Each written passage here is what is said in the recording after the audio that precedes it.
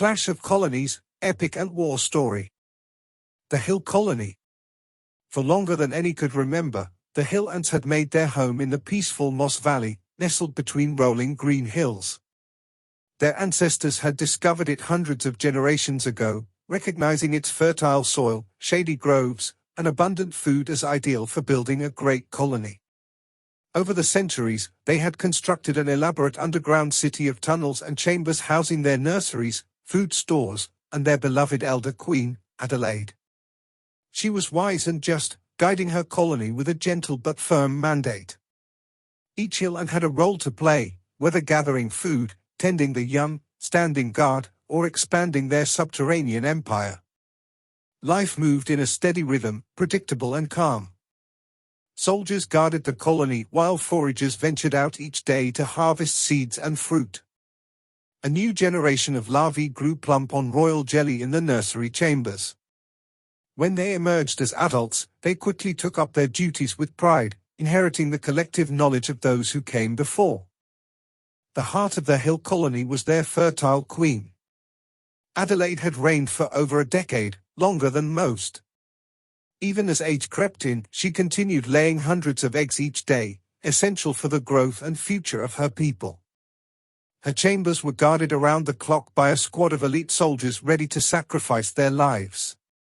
When Adelaide finally passed, the colony would select a new queen from her daughters. But Adelaide showed no signs of slowing, her singular focus to nourish the colony and maintain their prosperity. She was the living symbol of their past triumphs and hopes for the future.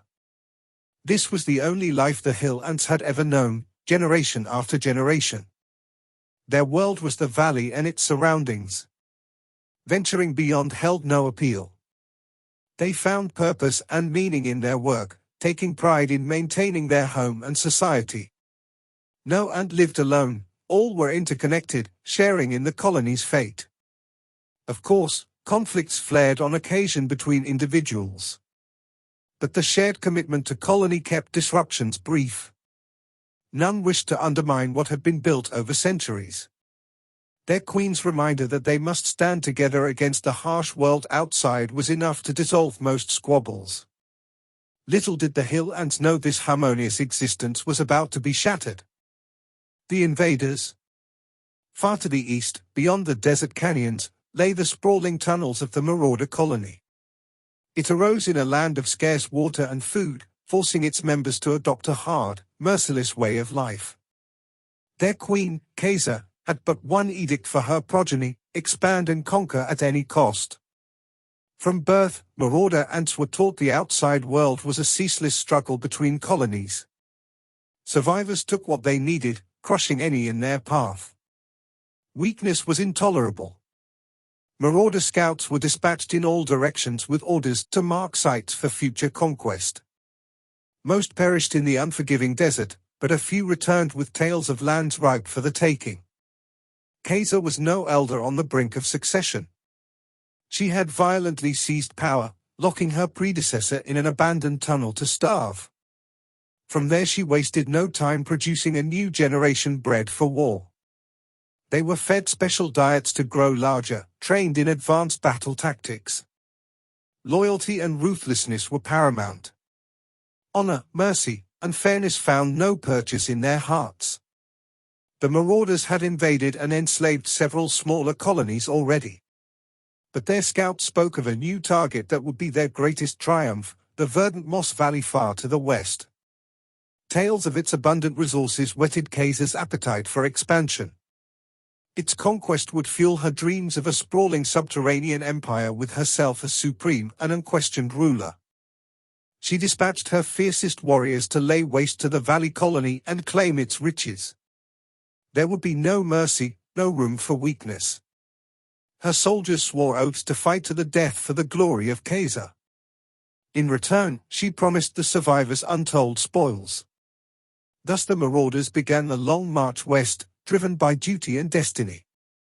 They stormed through weaker colonies along the way, taking only what they needed to sustain their numbers. Kaiser demanded her army reach the valley at full strength. Through mountain passes and scorching desert, they trekked, losing hundreds along the way. But the survivors only grew more hardened, dreaming of the rewards waiting in their promised land. None doubted their conquest, Khazars will made it so. At last, they reached the verdant paradise scouted by their forerunners. The unsuspecting valley colony would soon face its doom. First conquest. Dawn's first light had yet to touch the valley floor when the invaders struck. Hundreds of marauder warriors swarmed from the eastern hills, unleashing their fury. The sentries posted around the hill colony's entrances fell quickly beneath the savage onslaught. Panic erupted as soldiers rushed to defend their homeland, only to be overrun by the invaders' numbers and ferocity. The marauders showed no mercy, slaying all who resisted. Their scouts lead them unerringly to the royal chambers at the heart of the hill colony. Though caught off guard, Queen Adelaide refused to surrender. She ordered her guard to fortify the nurseries and food stores at all costs. Workers hastily dug escape routes while soldiers mounted fierce resistance. But the invaders kept coming, an endless mass of hardened warriors. For 2 brutal days, the assault continued, littered with bodies from both sides. The invaders lost hundreds but drove the hill soldiers back further each hour. Soon they had taken control of half the colony's tunnels. When defeat became inevitable, Adelaide ordered her people to flee into the wilderness. Taking only what they could carry, refugees escaped through the secret passages. Many were caught or slaughtered, but Adelaide and a remnant survived to scatter into the hills. They remained hidden for days as the invaders solidified control of the conquered tunnels. Foraging patrols were ambushed and enslaved, forced to serve their new masters. The marauders gorged themselves on the colony's plentiful food stores and began fortifying the entrances against counterattack. Scouts were dispatched to find Adelaide's refuge. But the land surrounding the valley was rugged and inhospitable. The Queen and her band evaded capture, keeping on the move. They slept in shallow dugouts with sentries posted to avoid surprise raids. Each day more refugees arrived, bringing reports of the invaders' chokehold on their homes. Adelaide took stock of her remaining soldiers. Though their numbers were depleted, she held out hope of reclaiming the colony if they could rally. Word was secretly spread that Adelaide still lived. She called for every able-bodied and to join her resistance. Soon, dozens of volunteers arrived at her hidden encampment, bolstering their numbers. Adelaide gave orders to scout the occupied colony and identify weaknesses for a counterattack. The resistance had begun. Their home would not be relinquished without a fight. Weaver and Violet. In the days after the invasion, Weaver found himself thrust unexpectedly into the role of resistance leader. As a humble forager, he had never been trained in combat beyond minor scuffles with termites. But with most soldiers now dead or enslaved, he felt compelled to do something to strike back against the invaders who had shattered their world. Rallying a small band of volunteers, Weaver staged guerrilla attacks across the occupied territory. They raided food stores, destroyed supplies, freed prisoners, and picked off unwary invader patrols. Within days, Weaver's daring exploits had spread through the refugee communities. The Hill Ants dared to hope again, inspired by his example of courage against impossible odds. During one such raid, Weaver's band was ambushed by a dozen invader guards. His comrades fought bravely, allowing Weaver to escape, but all were slain. Alone again, he despaired that each small victory failed to shift the tide against the immense occupying force. Wandering in darkness, lost in thought, Weaver stumbled across an invader forager on her own. Going against instinct, he hesitated before attacking. There was something different about this lone and who seemed absent of the typical invader malevolence. In that moment of indecision, she spotted him and froze. Neither moved for long seconds, expecting an attack. Finally, the invader spoke. "You're the one they call Weaver, rebel against our queen." Her voice was devoid of malice. Intrigued, Weaver replied, "And who are you, invader? Why do you forage alone?" She stepped forward into a shaft of moonlight. "I am Violet," she said. I forage at night to avoid the others and wandering eyes. Violet's beauty struck Weaver at once. He had never encountered one like her among the hill people. Her scent, posture, and voice all seemed to pull him in. Against all reason, Weaver sheathed his stinger. It appears this night we are both wanderers in darkness. Violet turned to leave, but glanced back and said, "These tunnels intersect again tomorrow night, if fates allow." Then she was gone. It was madness to even think of meeting with an invader. Duty demanded he tell Adelaide immediately to set an ambush. But the encounter left Weaver strangely moved. He returned to camp saying nothing. The next night, Weaver found excuses to slip away on his own back to the tunnel crossing. He told himself he would watch for valuable intelligence about invader movements. But part of him hoped for another glimpse of Violet. She appeared from the shadows right on schedule. This night they spoke longer, hesitantly sharing stories of their roles in the conflict. Violet described the relentless indoctrination in the marauder colony, brainwashing each generation into Caesar's vision of endless war and conquest. "Not all of us wish to invade your valley or anywhere else," Violet admitted. "But the refusal of duty means death." Her words resonated with Weaver. Though born to different colonies, at heart they desired the same basic things: food, shelter, purpose. But forces beyond their control had swept them into this tragedy. For a brief time, they pretended the war did not exist, finding solace in secret conversations under starlight. Weaver wondered if this was madness or destiny. Their meetings became regular, each drawn more to the other's company. Within weeks, they cared for nothing but the moments together. Weaver relentlessly replayed Violet's words in his mind between visits. His own people's grave plight seemed to fade beside thoughts of her. But the growing attraction did not escape Adelaide's notice. Her scouts brought troubling reports of Weaver slipping off alone into enemy land. Questioned on his return, he admitted to encountering an invader named Violet but claimed he only aimed to gather intelligence. Adelaide frowned but let the matter pass for the moment. Then one evening, Violet appeared at their meeting spot clearly distressed. "Our queen knows of us," she said. "Word has spread despite our secrecy." Violet frantically described Caesar's wrathful reaction to the news and her orders to use this betrayal to their advantage. "Even now my nestmates prepare to ambush you on my signal. Our queen wants you alive as bait for your leader. Please, you must flee." Weaver was stunned by the revelation, rage mixing with heartbreak.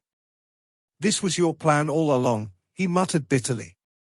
"I was a fool to think." Violet protested his accusations, but sudden movement at the tunnel's end cut her off. The trap was closing around Weaver. All he could do was run. Counterattack. After Weaver's capture, Adelaide had no choice but to accelerate her plans. The opportunity to reclaim the colony from within was lost. They would have to begin a frontal assault despite being outnumbered. Preparations were made in secret as Adelaide's forces massed just over the western ridge. Lookouts monitored the invaders' movements, waiting for the best moment. The attack came at dawn, with Adelaide's soldiers pouring down the valley slopes before her enemy was fully awake. Within minutes they breached the colony entrance, pushing the startled invader guards back tunnel by tunnel. The element of surprise allowed the counterattack to gain significant ground early. But soon the invaders recovered and mounted their defense. They had not only numbers on their side but months to fortify critical positions throughout the network. The bitter fighting turned into a stalemate as Adelaide's soldiers besieged one barricaded chamber after another. Both sides took heavy losses. Bodies piled up along contested borders. Winged termites arrived to scavenge the dead. Foraging patrols from both camps clashed in the wilderness, each trying to deny the other vital supplies. Stalemate gradually turned to slow retreat as the defenders' numbers took their toll. In desperation, Adelaide sent her fastest scouts through enemy lines with orders to find and release Weaver. They discovered him locked in a chamber reserved for rebellious slaves.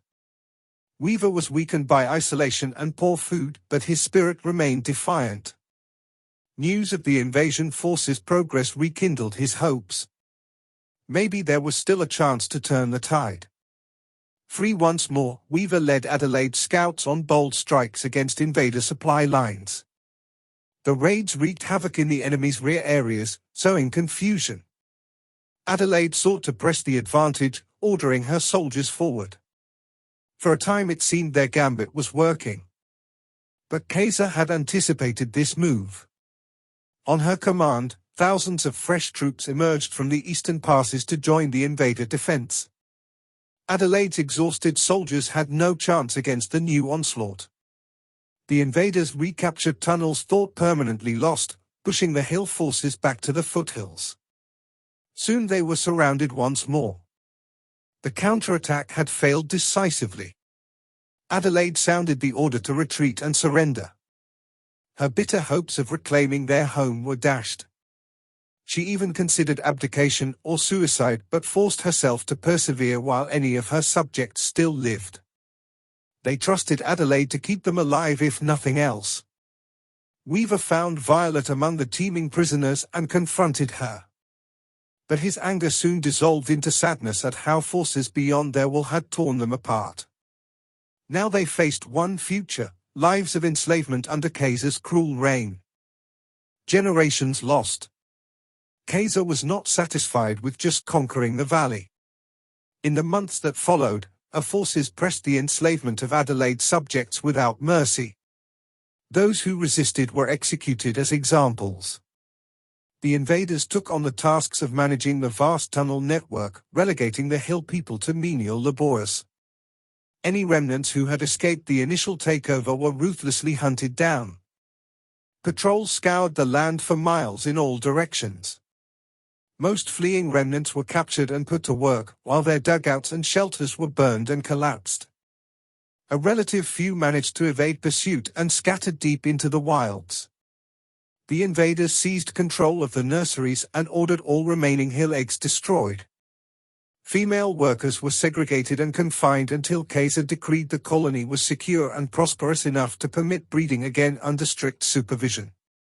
No new generations of hill people would be born unless the Queen willed it. Scouts were dispatched across the surrounding lands to identify new sites for conquest. Other colonies would soon face the same fate. Marauders from the home territory continued to arrive, swelling Kaiser's numbers. They brought fresh news of her many victories, cementing her godlike status among her subjects. Violet pleaded mercy for the prisoners but was rebuffed each time. Kaiser had no forgiveness for the Ant who had led a rebel into her trusted ranks. Violet's presence made the conquerors uneasy. She would be banished once the work securing the valley was complete. Her final request was that Weaver would not be harmed. Kaiser granted this, amused at her sister's continuing foolish devotion. Seasons passed under the invaders' rule. Adelaide was kept locked away in the former royal chambers and paraded out on occasions to discourage further resistance. Attrition, starvation, and backbreaking work steadily diminished the numbers of those who remembered the valley's past glory. Each new generation born into slavery had fewer elders left to pass on their traditions and history. Most surviving hill people focused only on enduring one day to the next, the collective identity of their community fragmented and fading. They dared not dream of revolution. Kaiser's reign was absolute. Resistance meant death for not only oneself but loved ones. Isolated acts were rare and met with overwhelming retaliation. A century after the invasion, the Hill Colony was a fading memory. Their legacy lived on only in secret stories whispered between a shrinking few. Each passing year those two would vanish until not a single and recalled the old world devoured by the marauders' hunger. The valley now bore Kaiser's name. All it had been before was buried and forgotten. The end. Wow, that was epic. What did you think? Let us know in the comments. See you next time and stay safe.